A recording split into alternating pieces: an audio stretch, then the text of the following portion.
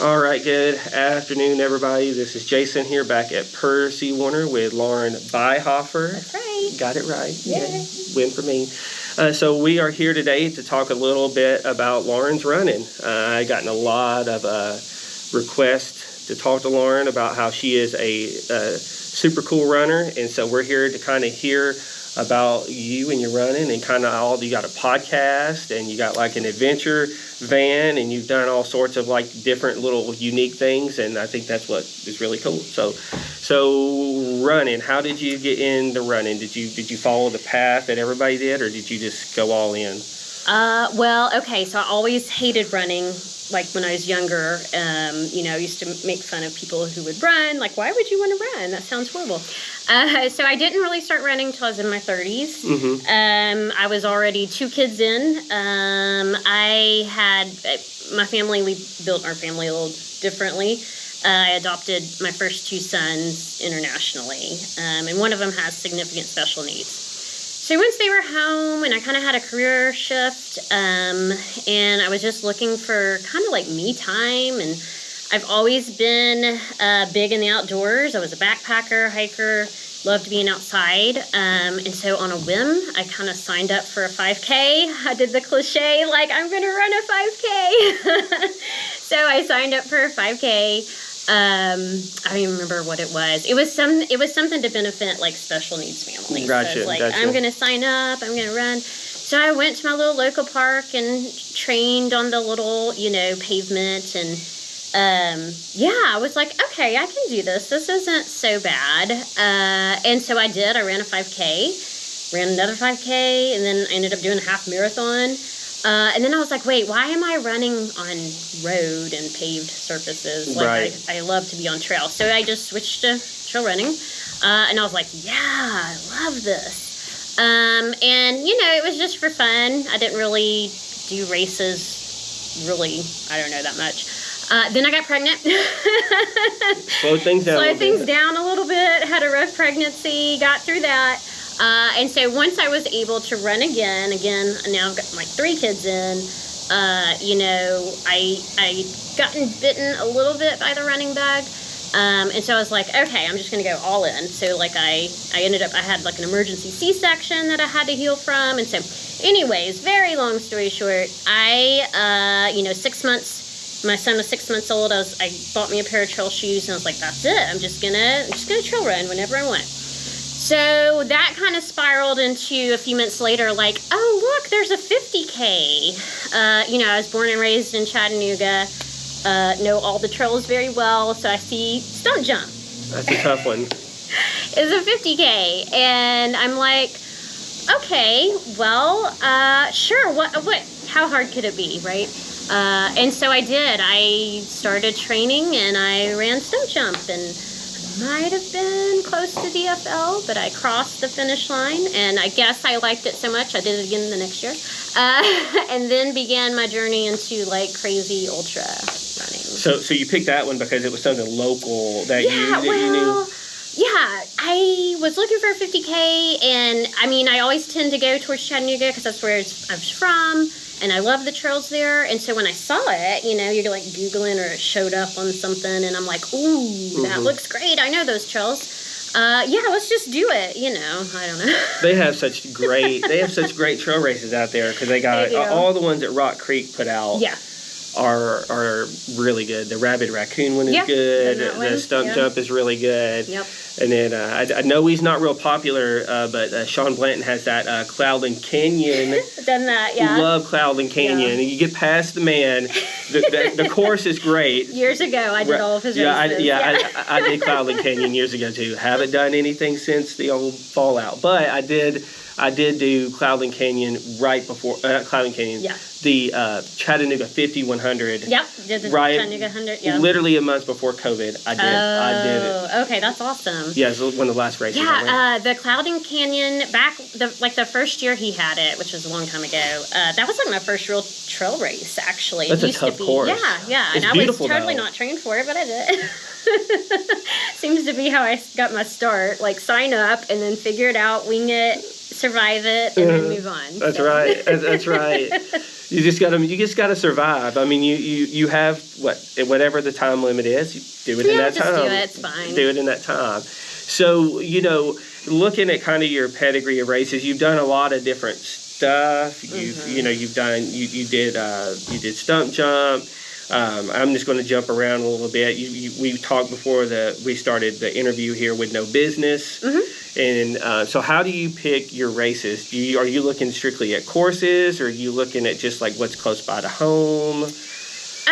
Yeah, kind of. It's kind of evolved over the last few years. In the beginning, I really did gravitate towards Chattanooga because those are the trails I knew and loved.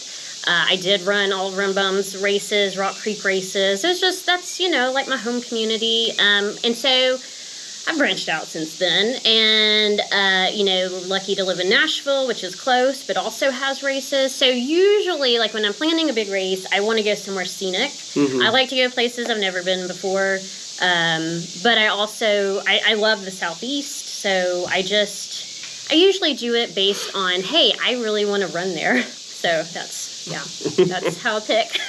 So not just you run, but your husband runs too, right? He just kind of started. He's a newer runner. So my husband used to always be my crew and support staff. And I guess it was right before COVID hit. He was like, I'm going to run 100 miles. I had signed up already for No Business 100. And for some reason that I'm still not sure about, he just got this wild hair and was like, I'm going to sign up for 100. Like, how hard could it be? And so he did this whole, couch to 100 in a year-ish, and he did it. And I would like to think it's because of my superb coaching skills. He's probably laughing right now. But no, he did it. He's a backpacker and a whitewater kayaker, but he did. He was not a runner. He trained, and he finished 100 miles. What was his 100? No Business. We did the same one. Y'all did it together? Kind of together. We didn't finish together. Yeah. I got you. He did finish before me, which, It hurt your feelings a little bit? Yeah. It was all good. So, in No Business is such a great course because I've never ran No Business, but I've ran parts of it because I ran Yamacraw, and it is such a great course. And I know a friend of mine this year is actually running No Business this year. And I hear it's a Western States qualifier this year. It is now a Western States qualifier. I can't say enough good things about the No Business race. I used to always run Yamacraw. Love Brian. He's a great race director. His races are just absolutely phenomenal. No Business 100. I adore that race. Maybe do it again in the future. It was my first 100 finish, so I love it. It's got a special spot in my heart. I absolutely. So with both of you guys running that as your first 100, how did you guys train? Because you have children. Yeah. It's a little bit. Can I curse on this? Yes, you can. I had the adventure jogger on here. Can I say more? Just making sure. It was a little bit of a shit show. I'm not gonna skirt around it. My training alone looks a little crazy. I got 3 kids. A couple of them have some special needs. One significant. And then when my husband started running and training for 100 at the same time, it was it was crazy. We don't have family nearby, so we're always constantly juggling. It means sometimes we run at night while kids are sleeping, like one of us. It means trips to Chattanooga so my mom can watch kids and we go run in the night. Treadmill time for me, just craziness. Switching off weekends, like going somewhere for a whole weekend to run. So we just juggle. We just juggle a lot. Yeah, I imagine that would be tough. Yeah. Just because of the sheer amount of time that it takes to train. I mean, I know I'm training for I'm at the end of, I'm not really training anymore for the Yeti 100 because it's in a couple weeks, but just leading up to that, the sheer amount of time it takes, because you're running anywhere based off of how you train. Some people run 40 to 50 miles a week. Some people run 70 to 80 miles a week. Yeah. Well, I don't see how they do that. No, I'm more of the mid-range. I think when I was training for No Business, I was normally a 50-mile week, maybe a 60-mile week. And most of those miles are when my kids are sleeping. I mean, it would be early mornings, late nights, treadmill. I try, long runs on the weekend. My husband and I switch off. Occasionally we get to run together. It's very rare. And so, yeah, like doing the no business kind of together was kind of like a vacation because it's like, ooh, we don't have kids, but we're like trying to run. Running 100 miles. Yeah, those who suffer together stay together. That's right. I heard that. Yeah. So, yeah, it was interesting. He's training. He's running no business again. I'm just coming off of Bigfoot 200 and hoping to do Rim to River 100. So I'm kind of training, kind of just recovery. I don't know what I'm doing. I'm just. I mean, I just run. Like we talked about before. I mean, you have to the cutoff time, right? To finish. Hey, yeah, parties in the back, people. That's right. I heard that. I tend to live in the back. I think I own property in the back. Yeah, so it's all good. So we can. So you just mentioned it. So Bigfoot.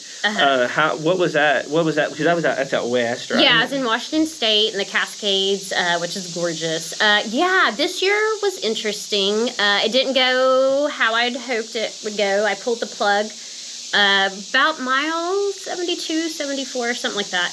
I was still way ahead of cutoffs, but I decided on my own to pull the plug.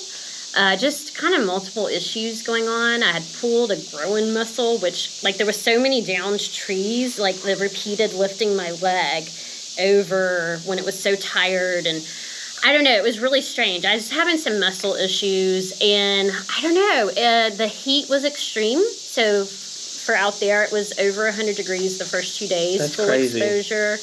There was one point on trail where it was 20 miles between aid stations with no sources of water that you could filter, no aid. So you couldn't filter anything? Couldn't even filter. Most people ran out. There was a lot of med evacuations and things. I was okay, but it took a lot out of me, even training here in the heat. So it was just kind of a combination of factors. I'm really happy with what I did. I had a great time. That was the goal. I wish I could sit here and be like, yeah, own that bitch and got my 200 buckle, but I didn't. And I'm not really. Well, that's the great thing. Matter. Well, that's the great thing about doing this is it's all about the adventure and just getting out there and trying because some of the best experiences are in those when we fail. Yeah. And that's something I try to tell my kids because I've got a lot of overachieving kids who have who make really good grades, and when one of them don't make a good grade, it's like catastrophic, and I'm like, hey, the best things you can learn is when you fall flat on your face and you have to pick yourself up and figure out what you did wrong and how can you. I mean, I've failed 2 years in a row at the Yeti. This is my third year trying it. I mean, I'm hoping that in 3 years I can figure it out, right? Yeah, but I'm back again, right? Yeah, right. And you never know what's going to happen. Anything could happen. I mean, that's in life and on the trail. And I will say at Bigfoot was probably the most fun I've ever had. Just super, super great time. Great people. Met great people. Got to travel with great people. Enjoyed the trails immensely. Felt very strong. Did well. I felt like I did well for what I did. I felt trained. I had a spectacular time. No regrets, really. I mean, it was great. But I think you hit it on the nail on the head. Like, you just don't know what's going to happen. Yeah, Because when I interviewed Jason Thinnell from Cumberland Transit, and he was talking about Cocodona. Oh, yeah. You remember he had that fall. Yeah, he got hurt. Yeah. He was cruising right along, just doing great, and then fell. Yeah. And that pretty much ended his race. Yeah, I know. You just don't know. You just don't. And some days, and I think everybody probably feels this way, like some days you just feel really strong running, and some days you just have bad days. And if it's a race day, there's not much you can do about it. And it happens. I was having a pretty good day with Bigfoot, but just a lot of little things started adding up. And I was like, well, do I want to be injured and not be able to run when I get back? Or do I want to pull the plug, take what I was given, and just be happy with it and continue running when I get home? And that's what I chose to do. In my life, like my kind of daily running routine and being able to escape to the woods and run, that's like my thing. And so if I were to lose that because I got an injury, that would affect me for much longer. Oh, and absolutely. So, that was part of it in my brain, like kind of like how far do I want to push this muscle issue? And so it's all good. It was such a great experience. Loved running out west. I want to my goal for the next couple of years is to not do so many races and go explore new places to run, just kind of on my own and with friends. So you were saying, was there like a lot of blowdown on the course? There was, and I didn't even get to the worst part of it, but there was a lot of blowdown on the course. And I was just getting into the area where it was even worse, and knowing that it was even worse, like tragically, they were just like warning us how bad the blowdowns were, and that they couldn't get to them to get it all down. And so I'm thinking, this muscle's not going to be able to. Absolutely. So I'm watching a guy who's through hiking the CDT now, and I was watching his videos and the blowdown out in that area. Yeah. Like he was talking about how if it wasn't for gut hooks, he would not even know where he's at, because you can't see the trail. You can't, right. Because he used like the pictures of like these ginormous trees and they're like stacked on top of each other, and he's it's pretty crazy. I mean, I was thinking to myself, I mean, I don't see how he's doing it. Yeah. I mean, this man's already hiked over 1,000 miles, and he's having to, like, I couldn't imagine lifting my leg up. Oh, yeah. And it's so funny because I didn't really realize I was getting an injury till I have a picture of me. I was like 42 hours no sleep. I was like 35 hours into the race, and I just couldn't sleep. In my head, I thought, I'll take the trail naps here and there, I'll be fine. I could not. And so I tried so hard. I was about 35 hours into the race, getting to some of the blowdowns, and I'm like, okay, I'm gonna make myself lay right on the trail, and I'm gonna sleep, okay, for like, and I told Bud, who was pacing me at the time, my buddy, set your watch, give me 30 minutes. So I lay down, and all of a sudden, that whatever position I was in, that muscle's like, and I was like, oh my God. And then I couldn't hardly stand up, and I was having to lift my leg over. I was like, I think I might be injured. And so it wasn't until I really stopped for a minute that my body was like, oh yeah, by the way, you have a pulled muscle. Congratulations. So I was like, man, I don't know. So yeah, it was kind of funny how it happened. I don't know. Well, a lot of times you don't even know that you are suffering from something. You're right, until you stop. Because it was like last year when I quit at the Yeti, I quit, for like a medical reason, but then like I got into the car and I started shivering uncontrollably, and I didn't even realize how cold I was until I had stopped at that point. And my buddy Will was like, dude, you need to get something on you now. And he goes, you're shivering really bad. And like, I had no idea. Yeah. And even when I got home and took like a scalding hot shower, I still was having trouble getting warm. And so like, it goes to like, you don't really know what's going on with you when you're in the thick of that stuff, because your body really is, it's kind of like in a survival style It is. mode. You're like an autopilot. You're just, things are different. And then sometimes that's with that 200, having to stop and try to rest, your body's like, oh, by the way, and you're like, oh. So yeah, it was interesting. I've never really had that experience before in running or races. So yeah, That's cool. So what we'll do is we'll take a quick break, and then we'll come back and we will talk more about some more of Lauren's races, her cool adventure van, some of the cool adventure runs she's done, and we'll be back shortly. All right, we are back for the second half, and I just got done talking about Bigfoot. And I felt like we kind of breezed past your 100. Sure. And that was last year, right? That was last year, 2020, the year. The year. And, and so your first 100 at No Business. And No Business is a pretty tough course. It's now a Western States qualifier. I think we mentioned that earlier. So break down your first 100 before we move to some of the other stuff that you do. I don't want us to miss that one, because I feel like a 100-mile finish is a huge accomplishment, and out there is a great course and a huge accomplishment to get it out there. So how did that race go for you, that 100 experience? Yeah, it was one of those races where everything went perfectly. Like, I kind of feel like for me to finish 100, like everything's got to click, and it did. It was a great experience. I trained really hard for it. I felt really prepared going in. I had DNF'd a couple of other hundreds prior to that in the years leading up to it for various reasons.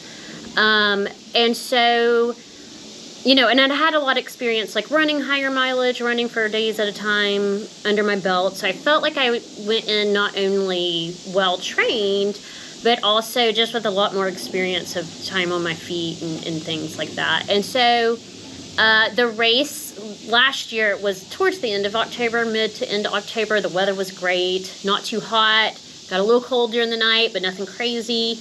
And so, like, as far as ultra running goes, it was great weather. And I think that's always helpful when going into a big, long race, is nice weather. And so it was good weather. And yeah, I had trained on the course. I mean, I've been out there running that place for a while, done Yamacraw, but had also gone out there to specifically train. And so, I mean, most of the trails I was really familiar with. I'd been on those trails before. I think that's helpful because I kind of knew exactly what was coming.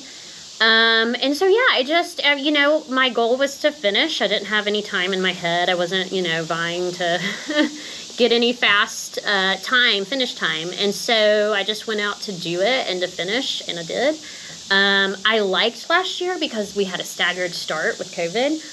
I'm a fan of that. Race directors, we really like that. There's no like conga line, for the first 10 miles. It was great. So I feel like in no business, it's a great atmosphere. So I feel like it was just so enjoyable. Like, I remember starting the race. It was so enjoyable. I loved the staggered start. It was a little bit of a later start. It was great. And so we had camped there right at the start line the night before. Felt great. Got up. Everything kind of went according to plan. During the night, there's some low spots. My low spot usually, almost always, is when the sun comes up the next morning and I get all warm and fuzzy and I'm like, oh, I could just sleep. I just take a nap right now. And so that's my low spot. Like nighttime running, I love nighttime running. So like I'm just... Yeah, I can't stand that. Oh gosh, I'm just cruising. I'm so happy. Even at Bigfoot, I was like, this is great. I love nighttime running. And so when the sun comes up though on day 2, you get warm. I don't know. I just want to go to sleep. And so that was my low point for no business. And my best friend, Bud, was pacing me. And I was like, give me 3 minutes. So he gave me 3 minutes to sit on a rock and have a pity party. I slept for like 30 seconds. I might have cried a little. And then he made me get up and we finished the race. And it was fine. And the funny part about it is that, after that, I was like, okay, let's just get it done. We're just going to get this done. And so I got to like mile 90, night's falling again, because again, back of the pack. And I'm like, okay, I got to get this done. Like, I'm not going to get, DNF at mile 90. And so I was like, I'm just going to kick it into high gear. And I actually left Bud behind. He couldn't keep up because you have to like go up this mountain and everything to get to the finish line. So I was like, we're just going to empty the tank and burn it out. And that's what I did. And so it was great. I was ecstatic. I felt good after that race, which to me, most people judge like a race or a run like by their time. And so for me, it's really different. I judge how I feel afterwards. If I'm not injured, if I feel good, and if I can get back to running very quickly, I feel like that is my success. And so I had all of those things. I was running a few days later. Was nicely recovered, no injuries, felt great, had one blister, felt great after the race, had a nice runner's high. It was all great. And so that's kind of how I judge, is something successful? Like, do I still feel good afterwards and feel like I want to run again soon? I'm just not one of those people who's going to like tear up my body for no good reason. This is like my life. And so I hope to be 90 years old and still doing this. So, yeah. So it was good.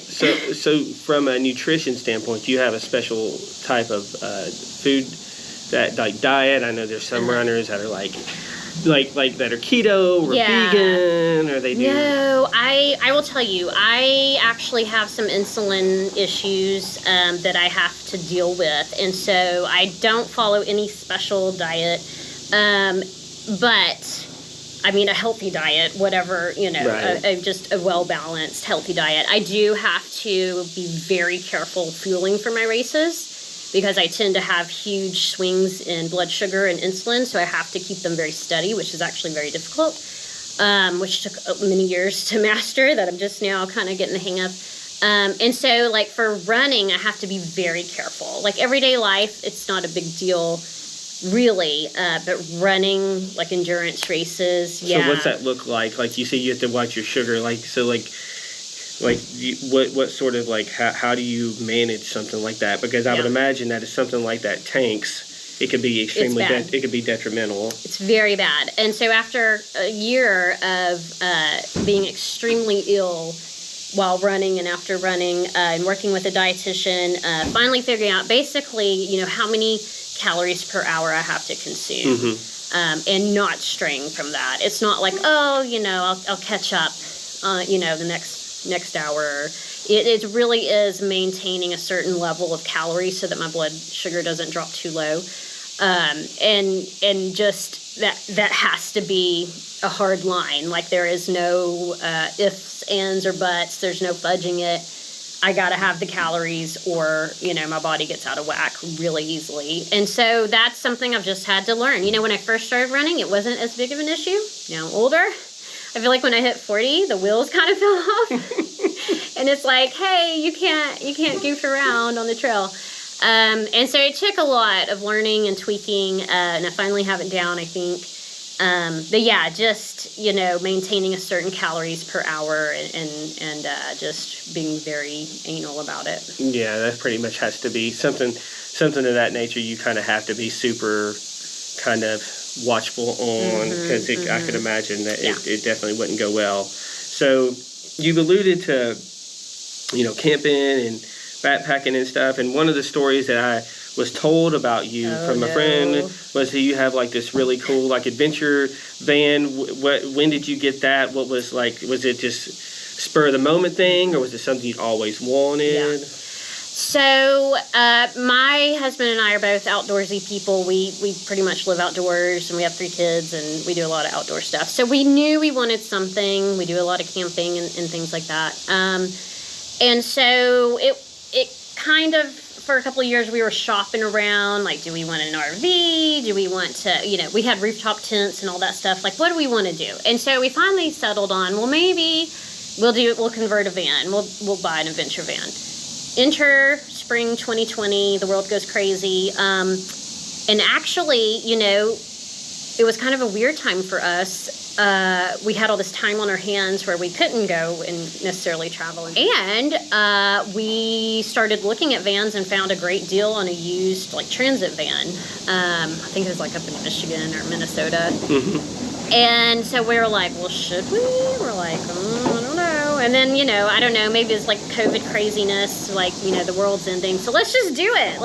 And we did. So we bought our van right when COVID hit, and so my husband likes to work on stuff like that and he's building it out, and yeah, that's kind of how it started. So 2020, and we've gotten lots of good use out of it. I love it. We're still working on it. It's a work in progress, but yeah, it's been great. So that's cool. So going back to you guys doing a lot of adventure stuff, one of the things I know you've done SCAR, and I think your husband just recently did SCAR. So your SCAR experience, what was that exactly? Because I don't know, like, I want to do it, but I think I would rather hike it and backpack through it instead of run it. I mean, that would be enjoyable. Well, and I mean, I kind of feel like, does anyone really run it? Like, it's more like fast packing. I mean, I know some of you out there. Unless you're Luke. Some of you out there are like, yeah, I ran it. Okay. So here's the thing about SCAR. This is what I tell people. Like, if you want to run SCAR, you will love it if you love bears. Like, there's a lot of bears. I mean, everybody knows there's bears in the Smokies, but there's something about night on the trail. They're not used to, like, through hikers being on the trail at night. There's something about night on that section of the AT. The bears are crazy. Is that the part between Clingman's Dome and Thunderhead? So yes, that is where it happened to us. Our weird bear encounter. Yeah. So we were going through, I think it was the Double Gap shelter in the middle of the night. We started at Davenport, and there were 2 nuisance bears hanging out at the shelter. And like idiots, we had turned out our headlamps because we didn't want to wake up the thru hikers, so we were kind of like going quietly through the shelter. That's the one that the trail goes right by the shelter. Right. And so I get back on trail, I'm in front, Bud's behind me, and I turn my headlamp back on, and there is a bear right there on trail. It didn't hear me, didn't see me, I didn't see it. And it was angry. It didn't run off like bears are supposed to, like black bears are supposed to. And they were there. They were nuisance bears, clearly, because they were not backing down. There was more than one. They, like the shelters, they, are eating everybody's food, I guess, while they're sleeping. It was fine. We made our way through, but there was lots of bear growling, and bears most of them ran off, and it's fine. But there's some nuisance bears out there with all the high volume of tourists these last couple of years, I would say. But anyways, would I do it again? Heck yeah. Like, I even thought, like, maybe I should go do it again. So, like, how did that go? I mean, did you guys hit a lot of highs and lows? Because from what I know of it, and I've crewed some people out there. I crewed Greg Armstrong and Will Ells last year when they did it. Oh, yeah. And they actually got the sub 24 out there. Yeah, that's awesome. But I remember Will talking about how him and Greg was going through that Thunderhead section and all the boars. Yeah, we ran into boars as well. He said the boars were more scarier than the bears for him. Well, yeah, so we did come across a pack group, whatever, flock of boars during daylight hours. And when we first got to them, I remember the first thing I looked at Bud and I said, do you know how to climb a tree? Because that was the only thing I could think. There's like this whole pack of them. I'm like, well, surely they can't climb trees. And so we just kind of walked up to them, and they were spread out across the trail. And I was like, I think we'll just scare them off. And they did. They kind of scattered, and it was no big deal. I've heard stories where they're aggressive and will storm you. I mean, I grew up in East Tennessee where they're pretty bad, and had, them come into camp and things. But these were just they just scattered, and we just walked past. But that was our only encounter with boars on that trip. So what were some of the major lows that you guys had out there? I think when we ran into the nuisance bears, it was because they wouldn't get off trail, it was okay, what do we do? They're supposed to run away. That's what black bears do. And so we kind of backed down to the shelter and tried to wait them out. And so when we did that, we did this in the spring. It gets cold at night. Yeah, we were sweaty, yes. And so we ended up really cold, near hypothermia. We were we have to move. And so, that kind of drags you down. We got warmed back up. It was fine. We made it to daylight. But, those kinds of experiences, they just... you've had a surge of adrenaline, you got chilled and then re-warmed up. It just kind of wears your body down. So I think mentally, when we got back on trail and the sun's coming up for day 2, you're just kind of drained. And I think that's where we were. And so that second day, finishing it out, it was mentally very challenging. I felt like we were trained physically. It was fine. I mean, obviously it's hard. But mentally, we were just kind of beat. And so... We had ended up taking a break with the bear experience and had spent some time at a shelter. And so we'd wasted a lot of time. And so that kept us on the trail a lot longer. So we were out there for a very long time. So we were just exhausted when we got done. Yeah. But it was great. I mean, wouldn't trade it. Oh, yeah. I mean, it's so beautiful out there. Oh, yeah. And that whole section is kind of big, but it's just got... I've been on different sections of it, and so I know it's very, very scenic and beautiful. I would, like I said, I think I would rather do a backpacking experience instead of the running experience. So I could really enjoy the whole trail experience out there. Now, did you guys? It's funny because you hear the same thing from people. The weather is always so crappy. Yeah. Out there. Well, we lucked out we weren't in torrential storms. Our buddies that had done it a couple of weeks prior, it was torrential rain and storms. When my husband did it, the night and the second day were torrential storms and stuff. So we kind of lucked out. It wasn't horrible.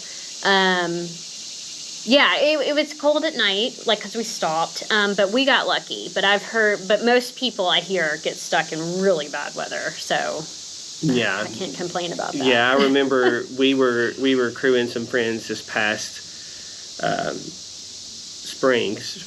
summer, and the weather was supposed to be pretty decent, and then we were going up to Klingman's Dome, and it had started to sleet, and they had not called for any of that, and and it got a lot colder than yeah. than they had expected it to be, and it just threw everything off because, like, you know, you weren't expecting it to be this cold, you weren't expecting it to sleet, you know. And it's funny because I watch a lot of thru hikers, and everybody complains about that section. It is like the worst weather possible. I mean, all it can the time. just flip. Yeah, it really can. The mountains can make their own weather up there, and it really, that's why people get in trouble, I think, in any mountain situation, because they do. I mean, it's hard to imagine that, you know, that it can just switch like that and start sleeting. But yeah, I've been there. Oh, we have some squirrels chasing each other. Making sure they don't, like, attack us. Yeah. Killer squirrels. Yeah. But it was funny when I came home from Bigfoot, because, I mean, I'm like, still, it feels like I didn't even run because, you know, I had trained up for 200 miles. And so I came home and I was like, you know what I need to do? I need to go do SCAR again. I'm like, I'm all trained up. I've been running in the mountains. So I texted Bud. I was like, Bud, would you crew me if I did like a solo SCAR? And he was like, oh, I guess so. I'm like, So I don't know. I was still on a Washington high or something. Let's go do SCAR. It did cross my mind. I was like, I can just go do SCAR right now. Yeah, it is such a beautiful course out there, and there, you know, and I think Luke Boschwaller just owns it out there, and he literally runs it. Yeah, I mean, I feel like what I did is more of a really fast hiking, running the downhills, and and he actually got. I don't know if you saw him, got chased by a bear. Yeah, I've heard some stories. And he had to lately. fight. He had to like fight the bear off with like his poles. I'm telling you, I think it's the rise in tourism since COVID. I mean, it's nuts out there with the volume of people, and these bears, you know, they're getting fed, they're getting trash, and they are getting a little bit aggressive. Well, and I think in Luke's instance was what you were saying was it was at nighttime. Yes, those nuisance bears that come to eat the hikers' stuff, you know, they'll go through hikers and kind of rummage around those shelters. That's their time, you know, everybody's sleeping, and so. Yeah, there's something about night on the AT through that section. It's like you better like bears because you're going to see them. Right, and what's funny is it's always that particular section in between, you know, that whole Thunderhead area, you know, Rocky Top, that whole area is where you always hear that the most amount of major bear activity. Which is so funny because even in Washington, we actually did see a bear, which I was like thrilled because I didn't think there was as many bears kind of in the little region we were in. And so I'm like, a bear! Everybody's like, oh my God, a bear. I'm like, it's a bear! Because he ran off. He was a good bear. Yeah, he was good. He was a good bear. He went away. He went away when he was supposed to. That's funny. Yeah, and so I really love the self-supported adventure runs. And so what I would like to do next is the Pitchell, which is the Pisgah to Mount Mitchell. I love Mount Mitchell. I do the Mount Mitchell Challenge and the Black Mountain Marathon every year. Love that area. I think they just opened sign-ups, didn't they, for Mount Mitchell? They did? How did I miss that? I think it just opened. All right, I have to go check that. Yeah, I love that race. Sitting in your car, literally. I'm literally going to go do that. So I've run this race for like the last 6 or 7 years. I never miss, except last year they canceled because of COVID. I was heartbroken. I've done the challenge once where you summit Mount Mitchell, the 40 miles, and every other year I've done the marathon. I think I'm going to do the summit again if I can. It's a lottery. Oh my gosh, yes, I am totally going straight to my car to I feel either it's open or it's about to open. It's about to. Okay. Because it usually does. Because my buddy John, he runs it a lot too. He used to live locally and he moved to North Carolina, and he has talked a lot about Pitchell too. Yes. Okay. So before lockdown and all that, we had actually been really close to kind of doing Pitchell, and then they closed the North Carolina State Park. So we're like, we technically could do it, but like, you know, they're closed. And so we didn't. So real quick, for those who don't know what Pitchell is, can you just give a quick synopsis? It's a self-supported thing similar to SCAR. There's kind of like a formula to it. I think you're supposed to start at midnight and take a shot of moonshine, and you start at Mount Pisgah, and you follow the Sea to Summit Trail from Pisgah all the way up to Mount Mitchell, which if you don't know, Mount Mitchell is the highest peak in the east. So it's kind of an unofficial thing. You're supposed to do it in 24 hours, I guess. I will not be doing it in 24 hours, okay? I like to party a little bit on the trail. But the good thing about Pitchell, as opposed to SCAR, is that it's easy to crew if you want crew, because they just follow the Blue Ridge Parkway. Right. Very easy. SCAR, there's no. SCAR's, they're terrible. You can go at Newfound Gap, you know, and or Cleveland's Dome. Those two places. And so I still really want to do it. And so again, coming off my Washington high, I was like, Bud, I think I'm going to do Pitchell. And then I think he got his feelings hurt because he was like, well, I thought I was going to do it with you. And I was like, but you have to train. So Bud, if you're watching, you have to start training because I want to do it soon. You'd be like, well, you would be doing it with me. You would just be doing it in your car while I was doing it. Yeah. So come on, man. So yeah, that is my next one because I love North Carolina. I love Black Mountain, Mount Mitchell, Pisgah, all of that I love. I love that area immensely. And so I really want to do that. Probably in the spring is what I'm looking at. So if anybody wants to join in, if you don't mind the slow runner, come on. We will be doing the moonshine thing before and after. So, so there's more things like that I want to do. I love the self-supported. I mean, I guess I'm a backpacker at heart, but now I just do it a little bit faster and call myself an ultra runner. Wear the shirts. Wear the shirts, right? But yeah, I love it. I mean, I love races too, but I've done a lot of races. I've DNF'd a lot of races. I've DNS'd a lot of races. And I mean, there's so many things I want to see. I'll do a mix of both. So yeah, it's funny because you sound a lot like where I'm at. I've hit kind of a crossroads with it. It's not that I don't enjoy doing it, but like I'm wanting to try some different stuff. So like I just recently invested into some backpacking stuff, and I really want to do some of that stuff too. I think Scar would be great to backpack. Yeah, I think a buddy of mine are going to do it in spring, but we got to get some practice stuff in and get our legs right for it. Yeah, I've really, and I keep, like, sometimes I'll almost post on our, like, trail and ultra group in Nashville. We have a Facebook page, our group, and sometimes I'm, like, almost about to type, and I'm like, no, I don't know.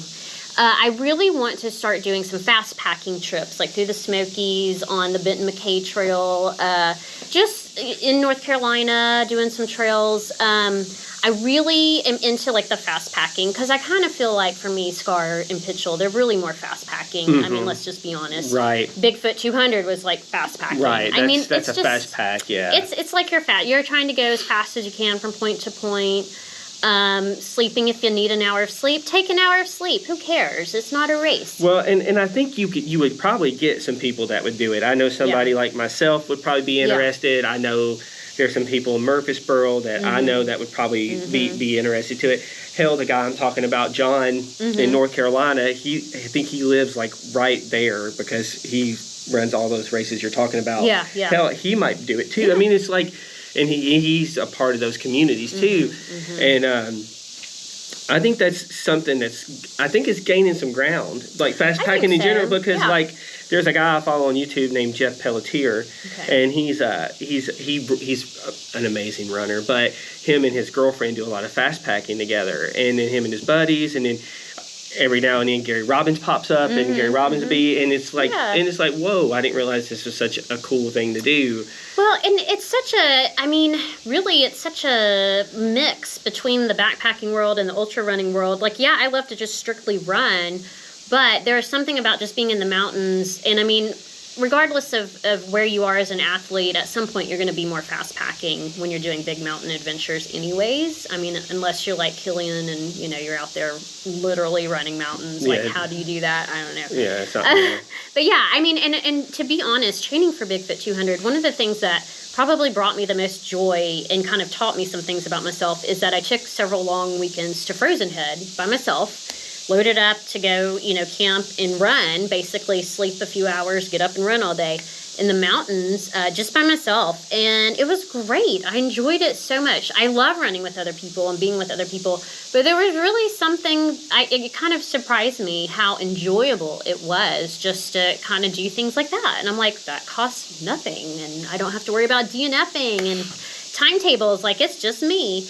And there's something so freeing in that is just, I don't know. And so I like all aspects. I like to hike, I like to strictly run, but I also like fast packing and doing things like Bigfoot 200, trying to attempt these long mountain races. I just love it. I love it. That's awesome, because I kind of agree with you too. Like, I'm getting to where the adventure stuff sounds like, it sounds, not that the races don't, because there's several races that I still will run. Yeah. Like, just because I enjoy the atmosphere. Yeah, absolutely. But then some of these other things, like you're talking about the fast packing and getting out and exploring and stuff, I think that's just I think that's where it's at. At least I think that's where it's at for me. Yeah. At least for a little bit, and, just to see what it's like and to do. So, and when COVID hit, I had one of my big goals was to kind of edge into mountaineering, like true mountaineering and glacier mountaineering. And so I guess at the end of 2009, took the leap of faith and booked me a mountaineering trip on Mount Baker in Washington State to be like my first glaciated, peak. I had a guide, and my husband and I were going to go climb this glaciated, peak and learn some mountaineering skills. And of course, COVID came and messed that up. And so, fast forward to Bigfoot 200, and we're out there. And after my DNF, we went to go, play around on Mount Rainier. And I'm just like looking, I'm like, I kind of am getting that itch again. And so I was like, Bud, we're going to go back home and we're going to plan a mountaineering trip. I don't know how Bud feels about that. But I really have the itch as well to kind of get into some mountaineering. It sounds like Bud doesn't really have a lot of options. He does. No, he's got to do what I say. Sorry, Bud. I feel sorry for you, Bud. It sounds like drag him up the mountain. He's like, here, I've already booked. Here's your itinerary. Yeah, here, come climb this mountain with me. Here's your papers. He's kind of scared of heights. Here's your papers. Yeah, so I did. I got the itch. I'm like looking at this mountain, and I feel like it's such a compliment to ultra running because it's an endurance type of pursuit. Obviously, if you're an ultra runner, you're going to be well suited for accomplishing and feeling good about doing a mountaineering thing. And so hopefully my husband and I will get to fly out and climb a mountain like we first intended. But yeah, I got the itch. But I'm over here on the East Coast, so it makes it a little bit hard. Yeah, there's not a lot over here. So, well, I guess we can fast forward off of not really fast forward, but move on to your the final thing is your podcast. So you have a podcast. I forgot about that. Right, you have so much stuff, right? And so Lauren has a podcast. Tell them about your podcast. Yeah. So funny enough, it's Run Wild with Lauren and Bud, my running friend Bud that I'm talking about, dragging everywhere. He's usually my pacer. Him and my husband work really well together to get me through races. So yay, thank you, crew. And so after Bud and I did SCAR, my husband actually crewed us for that. And after we did it, I was like, man, Bud, we should sit down and do a race recap and we can record it. I'm like, oh, then we can play it for people. And we're like, oh yeah, it's called a podcast. I'm like, let's just do it. So we sat down actually here at Percy Warner. It was on my birthday. He had driven up to run with me, and we were like, let's just record our first podcast and we'll talk about SCAR. And that's what we did. And we just, it's just kind of a funny thing, and we didn't really think people would listen. Well, they did, and people were like, oh, y'all gotta do this more. So we're like, oh, okay. So, it's a podcast. We've been doing it for 2 years now. We are very random. We try to get an episode out once per month, sometimes twice per month if we're lucky. Usually it's just us talking about running stuff. We like to interview other people, and so we do that as well. It's much more fun to interview people instead of just sitting around talking about random running things. And so that's what we do. We really don't have an agenda, and funny enough, people like to listen, so we keep doing it. Sometimes it's silly, and sometimes it's good, and we just try to have fun with it. It's very informal. Well, I think the most important thing is when you're doing stuff like this is, I remember, when I started filming these videos, I was looking at how many people was watching them and stuff like that, and it kind of made me sad because there wasn't a lot of people watching it. And I was talking to a couple of them, and I was talking to some friends of mine. They're like, "What does it matter?" He's like, "As long as you enjoy it." That's right. That's all that matters. So regardless of how popular you are, how unpopular, or if you're somewhere in the middle, or regardless of what it is, that's all that matters if you enjoy doing it. Oh, yeah. We have so much fun. We really do. I just enjoy it. And I've gotten to meet people. Bud has suggested people to interview that I didn't even know, so I got to meet. So it's been great because it's just, it broadens your community. You get to connect with people, hear their stories, and it is just so much fun. It really is. Bud and I joke all the time. We have tens of listeners, and it doesn't really matter because we love it.